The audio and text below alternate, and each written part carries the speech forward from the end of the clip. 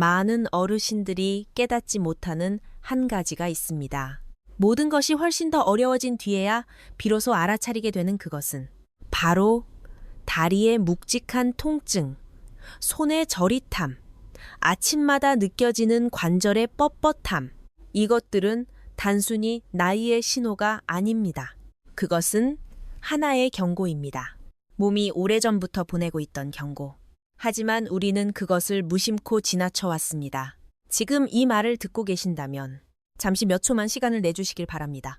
채널을 팔로우하시고 이와 같은 중요한 정보를 놓치지 않도록 구독해 주십시오. 그리고 정말로 자신의 건강에 관심이 있으시다면 아래에 숫자 1을 댓글로 남겨주십시오. 그것은 당신이 나에게 말하는 방법입니다. 변화를 시작할 준비가 되었다는 것을. 오늘 저는 매우 중요한 한 가지를 여러분께 말씀드리겠습니다. 왜 신경과 관절이 점점 약해지는지, 몸이 매일 당신에게 보내고 있는 신호들, 그리고 그 상태를 개선할 수 있는 방법을 바로 당신의 부엌에서부터 시작하는 방법을 알려드리겠습니다. 아마도 이전에 한 번도 생각해 보지 못했던 몇 가지를 깨닫게 되실 수도 있습니다. 저는 의사입니다. 오랜 세월 동안 진료를 하며 수많은 어르신 환자들을 만나왔습니다. 그분들은 매우 비슷한 증상으로 찾아오셨습니다. 허리 통증, 무릎 통증, 손의 저림, 발의 감각 저하. 처음에는 모두 이것이 당연한 일이라고 생각하셨습니다. 나이가 들면 다 그런 거지. 하지만 실제로는 그렇게 단순하지 않습니다. 지금 당신이 느끼고 있는 것들은 반드시 일어나야 하는 일이 아닙니다. 오히려 그것은 신호입니다. 당신의 몸이 매우 중요한 무언가를 부족해하고 있다는 신호입니다. 저는 한 환자를 기억합니다. 김 선생님이었습니다. 그분은 매우 피곤한 상태로 저를 찾아오셨습니다. 그분은 이렇게 말씀하셨습니다. 아침마다 잠에서 깨어나면 침대에서 일어나는 것조차 힘들다고. 무릎이 굳어 있고 발은 저릿저릿하며 때로는 몇 걸음만 걸어도 균형을 잃을 것 같은 느낌이 든다고. 그분은 그것이 나이 때문이라고 생각하셨습니다. 하지만 제가 더 자세히 물어보았을 때 한 가지를 깨달았습니다. 그분이 겪고 있는 것은 자연스러운 노화가 아니었습니다. 오히려 몸속에서 아주 조용히 진행되고 있는 과정이었습니다. 이렇게 한번 상상해 보십시오. 당신의 신경계는 하나의 전기망과 같습니다. 그것은 뇌에서 시작되어 손끝과 발끝까지 퍼져나갑니다. 모든 움직임, 모든 감각은 이 시스템에 의존하고 있습니다. 하지만 이 시스템이 안정적으로 작동하려면 매일 꾸준히 영양이 공급되어야 합니다. 아주 특정한 영양소들로 말입니다. 만약 그 공급이 끊기게 되면, 아주 조금이라도 부족해지면 전체 시스템은 점점 약해지기 시작합니다. 즉각적으로가 아니라 서서히, 하루하루, 한 달 한 달, 아주 조용히. 그리고 중요한 것은 이 과정이 처음부터 뚜렷한 증상을 보이지 않는다는 점입니다. 그래서 많은 분들이 알아차리지 못합니다. 통증이 나타날 때까지, 특히 50세 이후에는 중요한 변화가 일어납니다. 당신의 몸은 예전처럼 영양소를 흡수하지 못합니다. 여전히 식사를 하고 밥을 먹고 고기를 먹고 생선을 먹지만 실제로 신경세포까지 도달하는 영양은 눈에 띄게 줄어듭니다. 이것은 매우 조용한 변화입니다. 하지만 그 영향은 매우 큽니다. 게다가 현대의 생활 방식은 이 상황을 더욱 악화시키고 있습니다. 운동 부족, 햇빛 노출 부족, 늦은 취침, 지속적인 스트레스, 불균형한 식사, 이 모든 것들이 함께 작용하면 신경과 관절이 점점 보호를 잃어가는 환경이 만들어집니다. 그리고 그 보호막이 약해지면 통증이 나타나기 시작합니다. 처음에는 가벼운 불편함일 뿐입니다. 하지만 점점 지속적인 통증으로 변합니다. 그리고 어느 날 당신은 깨닫게 됩니다. 걷는 것이 예전처럼 쉽지 않다는 것을. 잠이 더 이상 깊지 않다는 것을, 그리고 일상적인 간단한 활동조차 점점 어려워지고 있다는 것을. 하지만 상황이 그렇게 심각해지기 전부터 당신의 몸은 이미 수많은 신호를 보내고 있었습니다. 단지 당신이 그것을 알아차렸는지의 문제일 뿐입니다. 지금 스스로에게 한 가지 질문을 해보십시오. 최근에 걷는 것이 예전만큼 안정적이지 않다고 느끼신 적이 있습니까? 걸을 때 더 집중해야 한다고 느끼십니까? 혹시 아무것도 들고 있지 않은데도 다리가 더 무겁게 느껴진 적이 있습니까? 그것은 게으름 때문이 아닙니다. 단순히 나이 때문도 아닙니다. 그것은 신호입니다. 신경계가 약해지기 시작했다는 신호입니다. 운동신경이 더 이상 효율적으로 작동하지 않으면 뇌에서 근육으로 전달되는 신호는 더 느려지고 더 부정확해집니다. 그 결과 당신의 걸음걸이는 더 이상 유연하지 않게 됩니다. 균형을 잃는 느낌이 나타나기 시작합니다. 특히 어두운 곳에서 또는 바닥이 고르지 않은 곳에서 더욱 그렇습니다. 그래서 어르신들의 낙상 위험이 높아지는 것입니다. 부주의해서가 아니라 신경계가 더 이상 예전처럼 빠르게 반응하지 못하기 때문입니다. 또 하나의 신호는 많은 분들이 놓치는 것입니다. 바로 자세를 바꿀 때 느껴지는 어지러움입니다. 혹시 일어설 때 머리가 살짝 빙 도는 느낌을 받은 적이 있으십니까? 또는 눈앞이 잠시 어두워지는 경험을 하신 적이 있으십니까? 많은 분들이 그저 혈압 때문이라고 생각합니다. 혹은 너무 빨리 일어났기 때문이라고 생각합니다. 하지만 그런 일이 자주 반복된다면 원인은 더 깊은 곳에 있을 수 있습니다. 자율신경계는 자세가 바뀔 때 혈압을 조절하는 역할을 합니다. 당신이 일어서면 혈액은 아래쪽으로 쏠리게 됩니다. 건강한 신경계는 즉시 조절하여 혈액을 뇌로 올려보냅니다. 하지만 이 기능이 약해지면 그 과정이 느려집니다. 뇌는 몇 초 동안 산소가 부족해지고 당신은 어지러움을 느끼게 됩니다. 아주 가벼운 느낌이지만 매우 분명한 신호입니다. 또한 최근에 기억력이 변했다고 느끼신 적이 있으십니까? 더 자주 잊어버리고, 집중하기 어려워지고, 무언가를 떠올리는데 더 많은 시간이 걸리지는 않으십니까? 많은 분들이 말합니다. 나이가 들면 기억이 나빠지는 건 당연하지. 하지만 항상 그런 것은 아닙니다. 이 변화가 빠르게, 짧은 시간 안에 나타난다면 그 원인은 신경계의 영양 부족일 수 있습니다. 뇌는 가장 많은 에너지를 소비하는 기관입니다. 전체 체중의 약 2%에 불과하지만 에너지의 20%를 사용합니다. 그렇기 때문에 영양이 부족해지면 매우 민감하게 반응합니다. 공급이 줄어들면 가장 먼저 영향을 받는 것은 바로 기억력과 집중력입니다. 그리고 이것은 개선할 수 없는 문제가 아닙니다. 되돌릴 수 없는 변화가 아닙니다. 이것은 하나의 신호입니다. 당신의 몸이 올바른 방식으로 영양을 필요로 하고 있다는 신호입니다. 저는 지금도 아주 또렷하게 기억하고 있습니다. 제 또 다른 환자 한 분, 이 선생님이셨습니다. 그분은 심한 통증 때문에 오신 것이 아니었습니다. 아주 설명하기 어려운 어떤 느낌 때문에 오셨습니다. 그분은 말씀하셨습니다. 제 손은 늘 차가워요. 날씨가 춥지 않은데도요. 밤이 되면 다리가 개미가 기어가는 것처럼 저려요. 어떤 때는 내가 발을 어떻게 땅에 딛고 있는지도 모르겠어요. 이런 것들은 들으면 작게 느껴질 수 있습니다. 많은 사람들은 그냥 지나칠 것입니다. 하지만 저에게는 그것이 아주 분명한 신호였습니다. 한번 생각해 보십시오. 당신이 어떤 물건에 손을 댈 때 그것이 뜨거운지 차가운지 알 수 있습니다.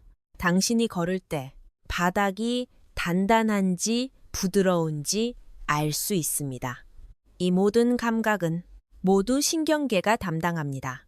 하지만 말초신경이 약해지기 시작하면 그 신호들은 점점 희미해집니다. 더 이상 정확하지 않게 됩니다. 더 이상 안정적이지 않게 됩니다.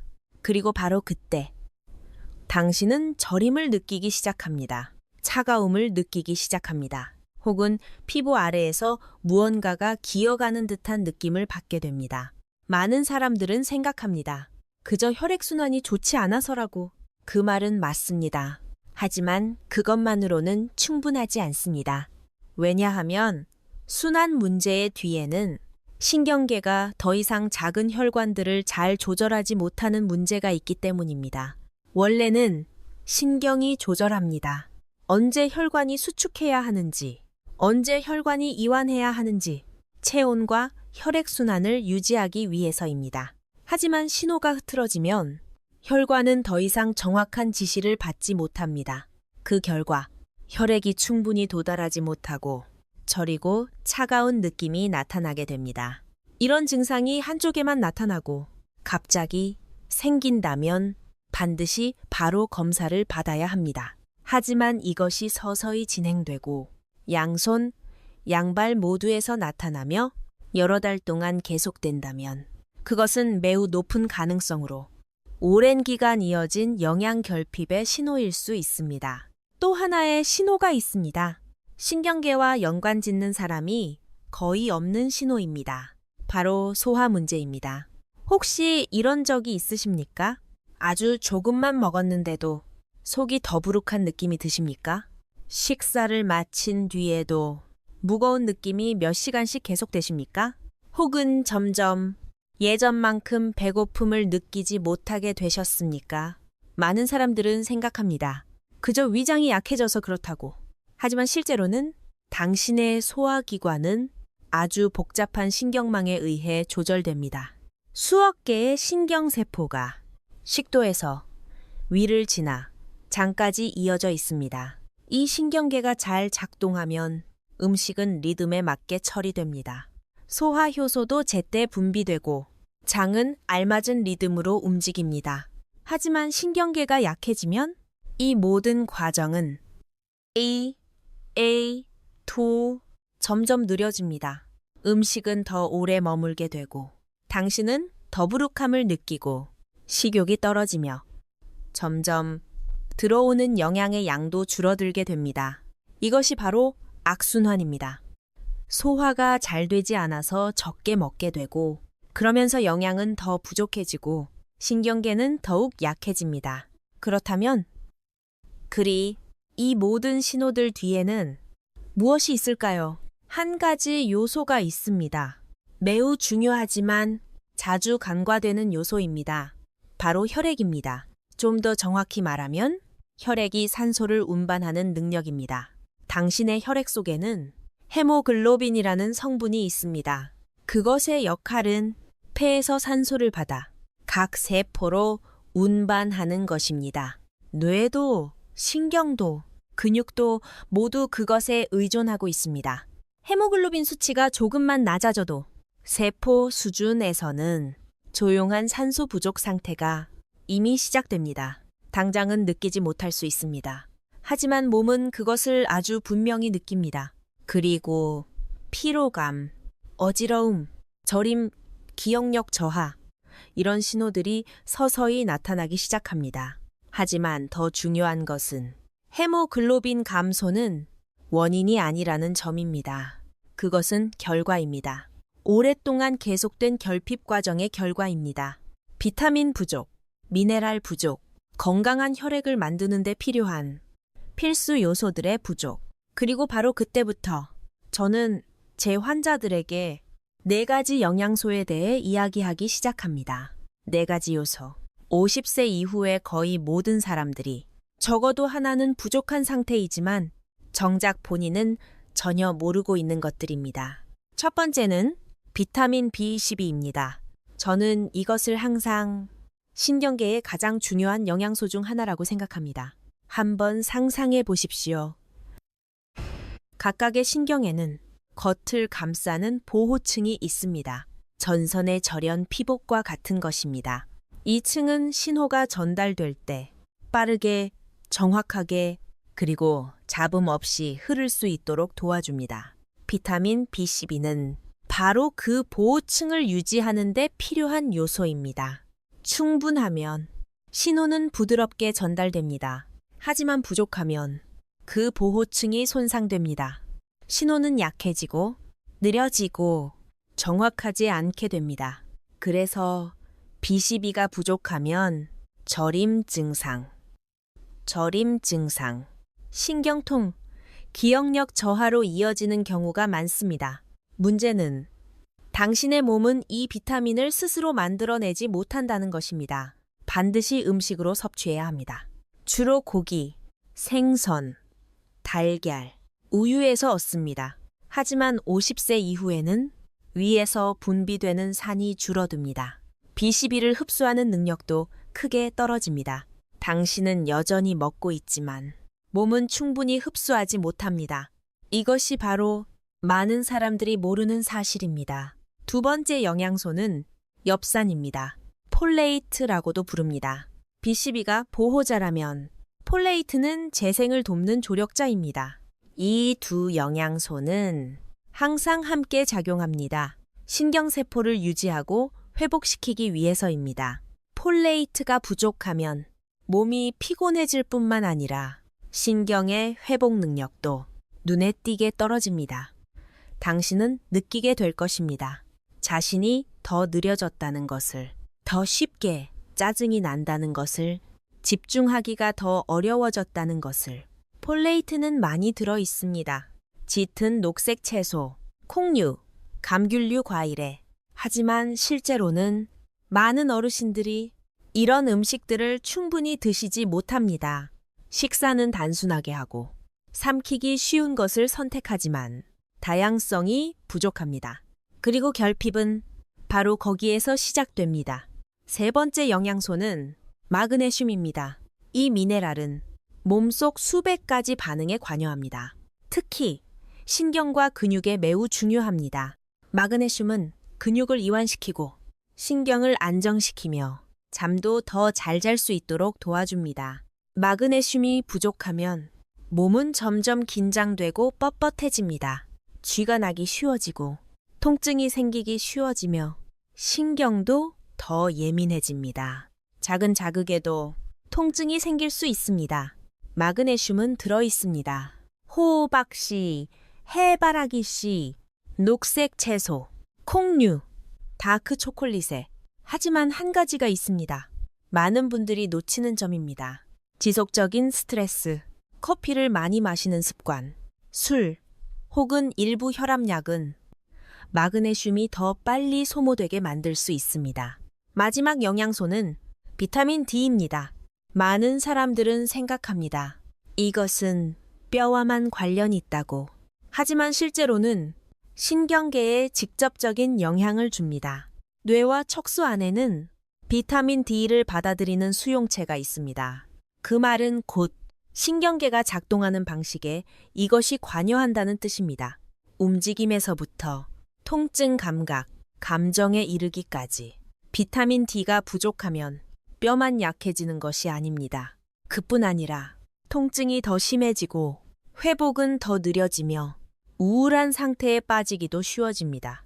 특히 밖에 잘 나가지 않는 분들, 햇빛을 충분히 쬐지 않는 분들에게 그렇습니다. 이것은 매우 흔한 일입니다. 하지만 좋은 소식은 이 모든 것들은 충분히 개선할 수 있다는 것입니다. 복잡한 것이 필요하지 않습니다. 큰 비용도 필요하지 않습니다. 단지 당신의 몸에 무엇이 부족한지 단지 분명히 이해하고 아주 작은 걸음부터 시작하면 됩니다. 김 선생님이 분명히 이해하신 뒤 자신의 몸에 무엇이 부족한지 그리고 왜 통증이 나타나는지 저는 그분께 긴 약 목록을 드리지 않았습니다. 저는 아주 단순한 한 가지만 말씀드렸습니다. 우리는 부엌에서부터 시작할 겁니다. 많은 사람들은 생각합니다. 건강을 개선하려면 비싼 약을 써야 한다고, 복잡한 방법을 찾아야 한다고. 하지만 실제로는 가장 중요한 변화는 아주 작은 것들에서 시작됩니다. 그리고 당신이 꾸준히 지속하면 당신의 몸은 변하게 됩니다. 조금씩. 저는 그분과 함께 시작했습니다. 아주 단순한 한 가지 습관으로. 저녁에 잠들기 전에 그분은 작은 컵 하나를 꺼냈습니다. 그 안에 검은 건포도 5알에서 7알 정도를 넣고 깨끗한 물 반 컵을 부었습니다. 그리고 하룻밤 그대로 두었습니다. 다음 날 아침 잠에서 깨어나면 그분은 한 알씩 먹었습니다. 천천히 씹으면서 샤고도 겟댄데이 그리고 그 물까지 함께 마셨습니다. 처음에는 그분은 저를 바라보며 아주 솔직한 질문을 하셨습니다. 이것만으로도 도움이 됩니까? 저는 미소를 지으며 그분께 말씀드렸습니다. 중요한 것은 그것이 크냐 작으냐가 아닙니다. 몸에 맞느냐 아니냐가 중요합니다. 검은 건포도는 낯선 것이 아닙니다. 하지만 그 안에는 매우 농축된 미네랄의 공급원이 들어 있습니다. 특히 칼륨, 칼슘, 그리고 마그네슘입니다. 이 세 가지 요소는 함께 작용할 때 신경 신호를 안정시키는 데 도움을 줍니다. 근육이 리듬에 맞게 수축하고 이완되도록 도와줍니다. 그리고 혈액순환을 돕습니다. 그래서 손발이 자주 저린 분들, 밤에 쥐가 나는 분들은 이 미네랄들을 충분히 보충하면 대개 좋아지곤 합니다. 그리고 건포도를 물에 담가두면 아주 흥미로운 일이 일어납니다. 천연 효소가 활성화됩니다. 미네랄이 더 잘 흡수될 수 있게 됩니다. 마치 씨앗이 물을 만나면 다시 살아나기 시작하는 것과 같습니다. 그래서 같은 음식이라도 사용하는 방법이 다르면 효과도 달라집니다. 그 다음에는 저는 그분께 두 번째 식품을 안내해 드렸습니다. 호박씨입니다. 아주 작지만 영양소가 아주 풍부합니다. 호박씨 한 스푼 안에는 마그네슘, 칼슘, 엽산, 그리고 비타민 B까지 들어 있습니다. 바로 신경계가 아주 필요로 하는 것들입니다. 저는 그분께 말씀드렸습니다. 매일 작은 한 스푼이면 충분하다고. 씹을 수 있다면 살짝 볶아서 아침에 먹거나 오후에 드시면 됩니다. 이 페이더나우 오웬 타임스테인. 씹기 어렵다면 곱게 갈아서 따뜻한 우유나 죽에 타서 드시면 됩니다. 많을 필요는 없습니다. 그저 꾸준하면 됩니다. 왜냐하면 몸은 하루에 많은 양을 필요로 하는 것이 아니라 매일 안정적인 양을 필요로 하기 때문입니다. 그 다음으로 저는 그분께 아주 익숙하지만 자주 지나쳐지는 한 가지를 소개했습니다. 바로 검은깨입니다. 전통 의학에서는 검은깨를 아주 오래전부터 사용해 왔습니다. 혈을 보하고 뼈와 관절을 강화하며 신경을 돕기 위해서였습니다. 오늘날에는 현대과학도 그 사실을 확인해 주고 있습니다. 검은깨는 칼슘이 매우 풍부합니다. 심지어 같은 무게로 비교하면 우유보다도 더 높습니다. 그뿐만 아니라 마그네슘, 아연, 그리고 비타민 E도 들어 있습니다. 이 성분들은 신경세포를 보호하는 데 도움을 줍니다. 손상을 줄이고 노화 과정을 늦춰줍니다. 저는 그분께 방법을 알려드렸습니다. 검은깨를 볶아 고소한 향이 나게 한 뒤 곱게 갈라고 그리고 매일 아침 1스푼에서 2스푼 정도를 따뜻한 물이나 죽에 섞어 드시라고 했습니다. 아침 식사 약 15분 전에 드시라고 했습니다. 아주 작은 습관이지만 매일 반복되면 차이를 만들어냅니다. 그리고 나서 저는 그분께 많은 사람들이 잘 알아차리지 못하는 한 가지에 대해 말씀드렸습니다. 그것은 바로 조용한 염증입니다. 눈에 띄게 붓는 염증이 아닙니다. 붉어지거나 뜨거워지는 것도 아닙니다. 아주 미세한 과정이 몸속에서 계속 진행되는 것입니다. 하루하루 바로 이 과정이 신경을 더 예민하게 만들고 관절을 더 아프게 만들며 몸의 회복을 더 느리게 만듭니다. 이 부분을 돕기 위해 저는 그분께 아주 단순한 차 한 가지를 권했습니다. 생강, 그리고 강황입니다. 그분은 생강 몇 조각을 썰고 강황가루를 조금 넣었습니다. 그리고 물 2컵과 함께 끓였습니다. 그 다음 물이 조금 식어 따뜻해지면 검은 후추를 약간 넣고 꿀도 조금 넣었습니다. 하루에 2번 마셨습니다. 한 번은 아침에, 한 번은 오후에. 생강은 몸을 따뜻하게 해줍니다. 혈액순환을 높여줍니다. 강황은 염증을 줄이는 데 도움을 줍니다. 신경세포를 보호해줍니다. 그리고 검은 후추와 함께하면 흡수력이 눈에 띄게 높아집니다. 이것은 기적 같은 방법이 아닙니다. 하지만 꾸준히 유지하면 몸은 반응하기 시작합니다. 부드럽게, 그러나 분명하게. 약 3주가 지나자 김 선생님은 다시 저를 찾아오셨습니다. 그분은 자리에 앉아 아주 단순한 한마디를 하셨습니다. 잠을 더 잘 자게 되었습니다. 통증이 즉시 사라진 것은 아니었습니다. 갑작스러운 변화도 아니었습니다. 하지만 그분은 느끼셨습니다. 아주 중요한 한 가지를. 몸이 회복되기 시작했다는 것을. 그리고 저는 그분께 말씀드렸습니다. 우리는 계속할 겁니다. 왜냐하면 가장 중요한 것은 짧은 시간 안에 아주 많은 것을 하는 것이 아니라 오랜 시간 동안 계속 유지하는 것이기 때문입니다. 하지만 바르게 먹는 것만으로는 아직 충분하지 않습니다. 한 가지가 더 있습니다. 제가 늘 강조하는 그것입니다. 바로 당신이 매일 살아가는 방식입니다. 당신의 몸은 음식에만 반응하는 것이 아닙니다. 움직임에도 반응하고 빛에도 반응하며 생활의 리듬에도 반응합니다. 당신이 너무 오래 앉아 있고 움직임이 적으면 혈액순환은 나빠집니다. 산소와 영양소가 필요한 곳까지 도달하지 못합니다. 당신이 햇빛을 충분히 쬐지 않으면 몸은 스스로 비타민 D를 만들 수 없습니다. 그리고 신경계도 영향을 받게 됩니다.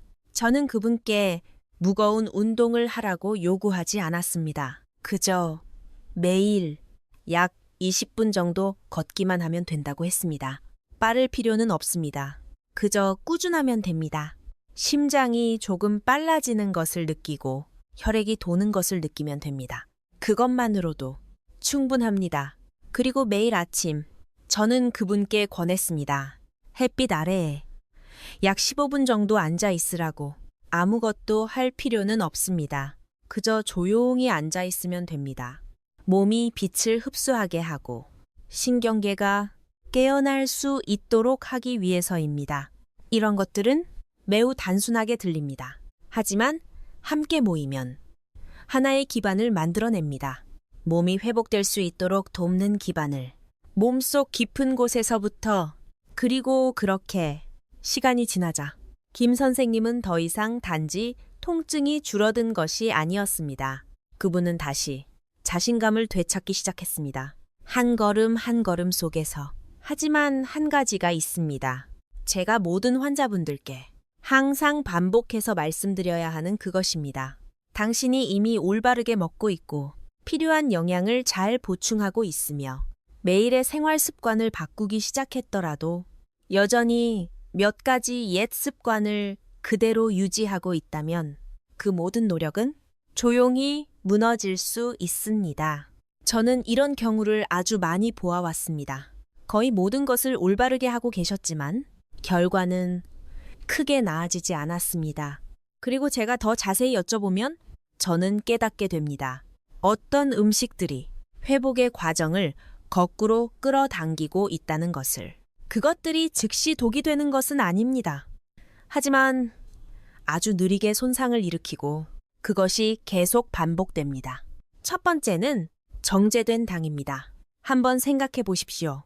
오후에 먹는 작은 빵 하나, 탄산음료 한 잔, 자녀나 손주가 가져다 준 과자 한 봉지, 모두 아주 평범해 보입니다. 하지만 정제된 당이 몸에 들어가면 염증 과정을 자극합니다.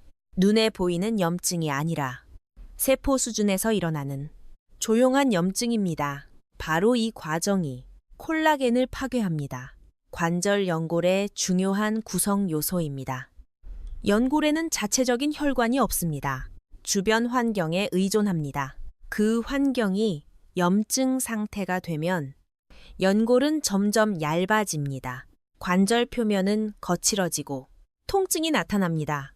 더 걱정해야 할 점은 당이 단순히 단 음식에만 있는 것이 아니라는 것입니다. 포장된 과일 주스에도, 가공식품에도, 당신이 좋다고 생각했던 음식들에도 숨어 있습니다. 그래서 해결 방법은 단맛을 완전히 끊는 것이 아니라 그 출처를 바꾸는 것입니다. 신선한 과일을 선택하고 자연 꿀을 조금 사용하며 정제된 당을 대신하는 것입니다. 두 번째는 소금이 많은 음식입니다. 당신은 아마 칼슘을 보충하고 있다고 생각할 수 있습니다. 하지만 소금을 너무 많이 섭취하면 몸은 오히려 칼슘을 더 빨리 잃게 됩니다. 혈액 속 나트륨이 증가하면 신장은 그것을 배출합니다. 그리고 그 과정에서 칼슘도 함께 빠져나갑니다. 이것은 매일 일어납니다. 조용히. 하지만 계속 쌓입니다. 시간이 지나면 뼈는 점점 약해집니다. 익숙한 음식을 완전히 끊을 필요는 없습니다. 하지만 섭취 빈도를 줄이십시오. 조리할 때 소금의 양을 줄이고 가공식품을 줄이며 겉보기에 해롭지 않아 보이는 음식에도 주의를 기울이십시오. 세 번째는 탄산 음료입니다. 많은 사람들은 이것이 치아에만 영향을 준다고 생각합니다. 하지만 실제로는 뼈에 직접적인 영향을 줍니다. 이런 음료에는 인산이라는 성분이 들어 있습니다. 이 성분은 칼슘의 흡수를 방해합니다. 그리고 혈액 속인 수치가 증가하면 몸은 균형을 맞추기 위해 뼈에서 칼슘을 끌어냅니다. 시간이 지나면서 골밀도는 감소하고 관절 통증의 위험은 점점 증가합니다. 해결 방법은 아주 단순합니다. 따뜻한 물로 바꾸고 허브차로 바꾸며 자연적인 음료를 선택하십시오. 네 번째는 술과 맥주입니다. 저는 이해합니다. 이것이 하나의 문화이며 사람들과의 만남의 일부라는 것을 하지만 분명히 이해하셔야 합니다. 그 영향에 대해 술은 칼슘과 비타민 D의 흡수를 떨어뜨립니다. 동시에 뼈 재생 과정을 늦춥니다. 또한 근육을 약하게 만듭니다. 근육이 약해지면 관절은 더 많은 부담을 받게 됩니다. 완전히 끊을 필요는 없습니다. 하지만 제한해야 합니다. 섭취 빈도를 줄이고 몸에 쉴 시간을 주십시오. 마지막으로 정제된 식물성 기름과 여러 번 재사용된 튀김 음식입니다. 이러한 기름은 여러 번 가열되면 염증을 유발하는 물질을 만들어냅니다. 이것들이 몸에 쌓이면 만성 염증이 증가합니다. 특히 관절에서 그렇습니다. 시간이 지나면 관절은 부드러움을 잃고 통증이 나타납니다. 해결 방법은 전혀 복잡하지 않습니다. 적절한 기름을 사용하고 기름을 재사용하지 않으며 튀긴 음식을 줄이십시오. 그것이면 충분합니다. 김 선생님이 이 모든 것을 이해하신 후 그분은 하루 만에 모든 것을 바꾸지 않았습니다. 그저 하나의 작은 것부터 시작하셨습니다. 그리고 하나를 더 추가하고 또 하나를 더 추가했습니다. 그리고 점점 옛 습관은 사라지고 새로운 습관이 자리 잡았습니다. 3개월 후 그분은 다시 찾아오셨습니다. 이번에는 예전처럼 느릿하게 걸어오지 않으셨습니다. 자리에 앉으시며 저에게 말씀하셨습니다. 이제는 아침이 두렵지 않습니다. 아주 단순한 한마디였습니다. 하지만 저에게는 가장 분명한 신호였습니다. 그분의 몸이 변했다는 것을 기적 때문이 아니라 꾸준함 때문이었습니다. 작지만 올바른 선택들 덕분이었습니다. 그리고 이것이 바로 제가 당신께 기억하시길 바라는 것입니다. 당신의 몸은 완벽함을 요구하지 않습니다. 그저 일관성을 필요로 합니다. 매일 조금씩. 하지만 포기하지 않는 것. 오늘부터 시작하십시오. 작은 변화 하나, 작은 습관 하나, 그리고 그것을 유지하십시오. 제가 드린 말씀이 도움이 되셨다면 이 영상에 좋아요를 눌러주십시오. 가족과 함께 나누어 주십시오. 그리고 채널 구독도 잊지 마십시오. 이와 같은 유익한 정보를 계속 받아보시기 위해서입니다. 들어주셔서 감사합니다. 그리고 저는 바랍니다. 당신이 자신의 몸을 돌보는 여정을 오늘부터 시작하시기를.